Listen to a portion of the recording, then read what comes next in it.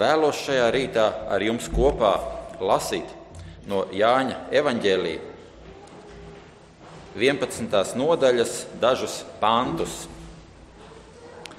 Tad Jēzus viņai sacīja: es esmu augšām celšanās un dzīvība. Kas tic uz mani, tas dzīvos, kaut arī viņš mirtu.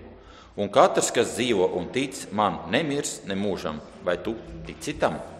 Āmen.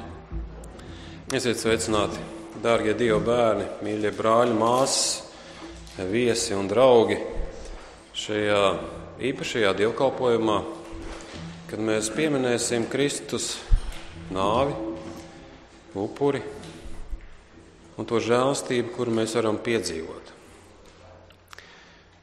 Liels prieks, ka mēs atkal varam kavēties pie Dieva vārda, kas ir visbūtiskākais šajā pasaulē un laikā, telpā. Kad viss tik ātri skriet un paiet, arī dzīvības gadi skrien un iet, bet vienīgais, kas mums ir paliekošais un drošais pamats, ir Jēzus Kristus. Un kā Pāvils saka, es neko citu negribu zināt, kā tikai Jēzu Kristu un to pašu krustā sisto. Viss dzīves centrējums un būtība. Un arī šodien mēs runāsim par Jēzu Kristu. Mēs atceramies, kad jau iepriekšējos dievkalpojumos mēs lasījām no Lūkas evaņģēlija 9. nodaļas 51. pānta bija teikti tādi vārdi. Un Jēzus grieza savu vaigu uz Jeruzalemi. Viņš gāja uz Golgātu. Viņš zināja, ka priekšā viņa gaida krusts. Un viņš aicināja līdzi mācekļus. Ne jau tāpat vien pastaigāties, izklaidēties, paraudzīties, kā Kristus dara brīnums, kā Kristus stājās pretīm dažādiem apvainojumiem, arī pārpratumiem. Nē. Ko Kristus teica? Jums būs ņemt savu krustu un sekot man. Tātad tas nenozīmē, ka krusts ir man kāds dzīves draugs, kurš visu laiku man apēdina vai ēdiens, no kura man jāatsakās. Krusta būtība nozīmē ko? Ko dara pie krusta? Nomirst. Ne tas otrs ir vainīgs man, ne tas ir mans krusts. Nē, krusts saistās ar mani pašu. Man jānomirst. Jānomirst šai pasaulē, šīs pasaules vērtībām, un jāpieskaņojās ir debesu valstības vērtībām. To nozīmē ņemt savu krustu un sekot Kristum. Bet dažkārt, jūs ziniet, cilvēki izvēlas sēdēt Kristum pa labo un pa kreiso roku, bez krusta. Vai jūs vēlaties sēdēt Kristum pa labo un kreiso roku? Es domāju, tas nav slikti, vai ne? Jā, tā ir mēs arī vēlamies. Jā, vēlamies. Bet nosacījums ir kāds? Caur krustu. Tas ir iespējams tikai sekojot Kristum. Jēkabs un Jānis, jūs atceraties, viņiem bija ļoti brīnišķīgs vēlms. Mēs vēlamies sēdēt tev pa labo un pa kreiso roku. Jo mēs zinām perspektīvu, kāda būs. Tu būsi ķēniņš, vai ne? Bet Kristus saka, jūs nezināt, ko jūs lūdzat. Vai jūs varat dzert to biķeri, ko es dzeršu, un tapt kristītiem ar to kristību, ar kur es tapšu kristīts. Tas nozīmē ciešanas, pazemošanos.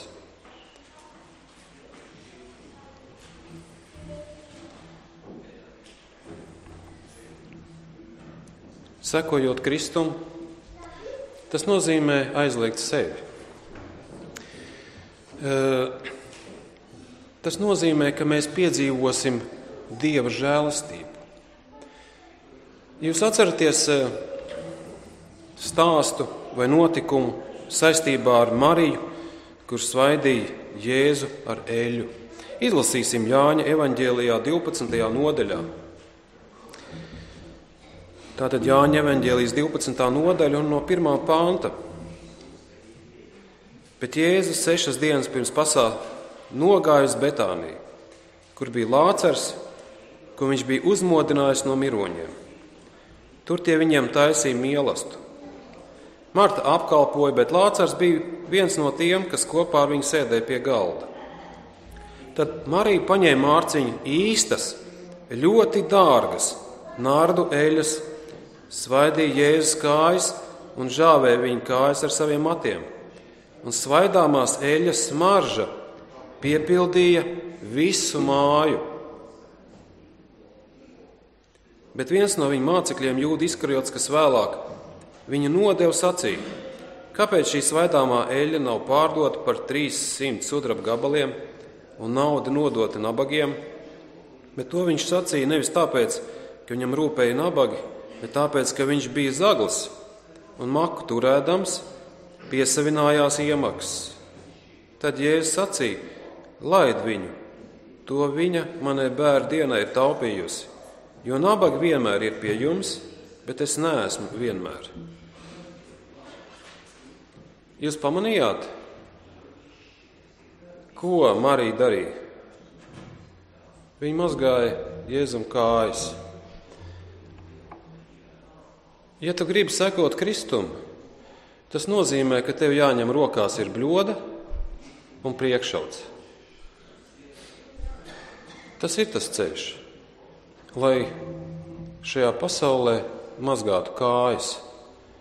Tas nozīmē, ka tas ir vienīgais ceļš, kas aizvedīs mūs blakus Kristum, pa labo un kreiso roku. Nav cita ceļa. Marija, kāpēc viņa tā rīkojās? Kas bija noticis pie viņas? Ja mēs lasām iepriekšējā nodaļā, tad mēs redzam, un saprotam, ka viņas brālis Lācars bija nomiris. Milzīga traģēdija.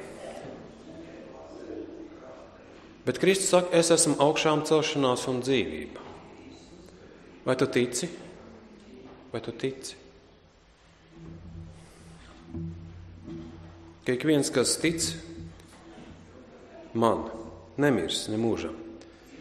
Kristus piedāvā sevi kā dzīvības kungu. Vai tu tici? Nevis kaut kad tālumā nākotnē viņš darīs dzīvi, bet es esmu klātesošs un es esmu dzīvības kungs. Un viņi piedzīvoja, kad Lācars tiek augšām celts. Piedzīvot absolūtu žēlastību, un tas bija necerēts dāvinājums, kas ienāca viņas dzīvē. Piedzīvot žēlastību. Žēlastība nevis kaut kur ārā, kaut ko dzirdēt par viņu, bet būt iekšā un piedzīvot žēlastību. Tā nav lēta žēlastība, bet dārga žēlastība, kas izmaina cilvēku, kurš ir gatavs pazemoties, uzņemt krustu. Tā ir pārveidojoša žēlastība. Un tas viņu skāra, atrodoties šajā skaistajā mīlestā, kā arī mēs šodien baudīsim mīlestību, kur mācekļu pulks, kur arī Jēzus atrodas starp viņiem, un augšām celtais Lācars. Cik brīnišķīgs notikums, kāda kopība. Viņiem ir daudz par ko parunāt un runāt. Un Marija nemanot, viņa vēlējās darīt ko? Kaut ko neparastu. Parasti mēdza būt tā, ka galds bija vidū, un vīri bija atgulušies uz elkoņa, un kājas bija ārpusē.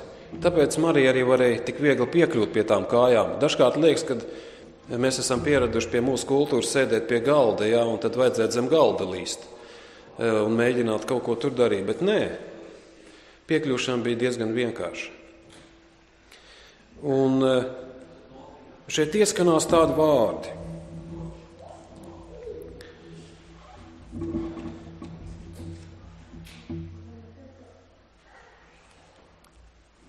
Laid viņu, jo viņa manai bērnu dienai ir pataupījusi.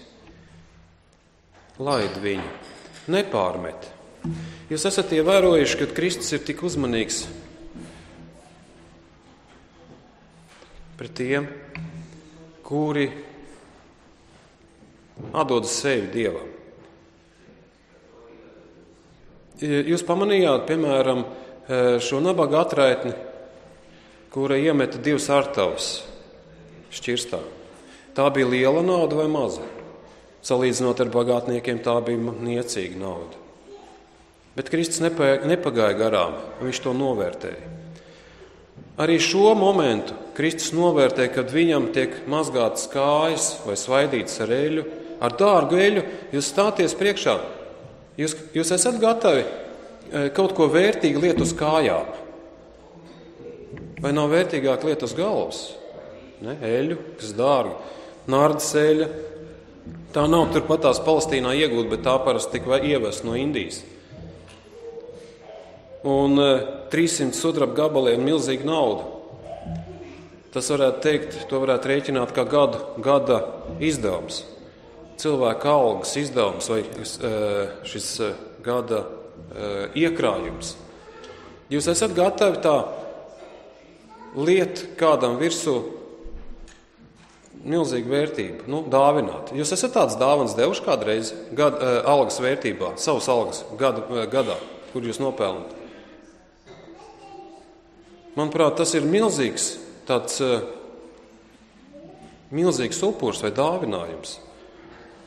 Un Kristus saka, viņa man to ir pataupījusi bērnu dienai. Kā mēs to saprotam?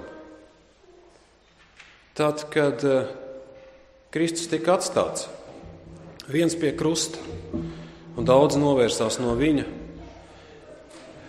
ko viņš varēja padomāt, jeb atcerēties, par ko viņš varēja domāt. Šo gadījumu, ka viņa kājas bija svaidītas ar eļu, kad upurs pie krusta nav veltīgs, bet ir kāds cilvēks, kuram viņš ir dārgs. Un tas arī stiprina Kristus šajā ciešanas stundā. Viņa man to ir sagatavojusi bērnu dienai. Unikāli. Laid viņu, nepārmet. Jūs ziniet, Jūda jau, kā te Jānis komentē, viņš saka, ka bija zaglis. Ne viņam rūpēja, ka nabaga tiek paēdināti, bet drīzāk viņš piesavinājās naudu. Ko jūs vēl pamanījāt šajā notikumā? Kaut ko neparastu. Aromāts piepildīja visu telpu.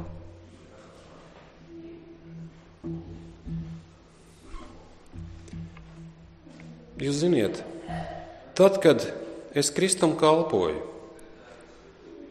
tad šis aromāts, gribu vai negribu, piepildīs visu telpu, kurā es kalpoju. Ko tas nozīmē? Kā es varu Kristum kalpot? Protams, šeit un arī ārpus šīm sienām. Tad, kad tu sabiedrībā kalpo ar paņemtu bļodu rokā un vieli, tad šis kalpošanas aromāts piepildīs visu apkārtējo telpu, kur nevarēs pat noslēpt. Unikāli. Un Dievs mūs uz to arī aicina, lai mēs pazemotos, paņemtu rokā bļodu un kalpotu sabiedrībā. Jo ko esat man darījuši, ko jūs esat darījuši vieniem no šiem mazākajiem, tad jūs esat kam darījuši? Man. Tie Kristus vārdi. Un lai Dievs mūs svētī, izejot ārpus šīm sienām, šīs baznīcas, kalpojot sabiedrībā, un lai šī kalpojošais aromāts, kā nardas eļļa, piepilda apkārtni. Āmen.